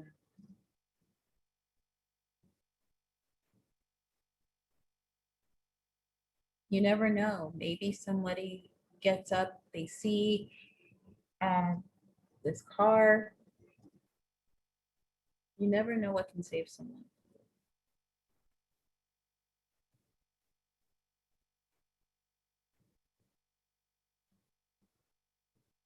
So, I mean, you're not disturbing the class to tell me that,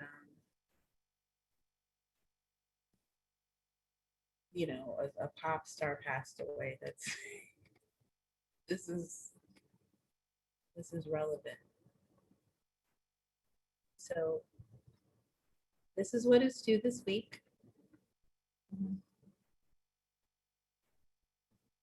We have a pretty heavy week. No, I think it just fell that way after a holiday weekend. If there's any questions, I'll be available tomorrow at 5. I also included, I'm gonna remove this lovely bar here, but I also included academic resources. And what you can do is you can click on the picture to access videos. So this is for online tutoring, the Composition Center. It takes you right to the video where you can access the Composition Center. You can get information about their hours. This gives you this is a link to the academic writer. This is from the APA. These are all things that are also on student resources on Blackboard. So APA has a site that will help you start to finish write your paper in APA format, as well as the discussion board post-tutorial. This is the PowerPoint presentation versus the video. So any questions? Oh gosh, 4-year-old.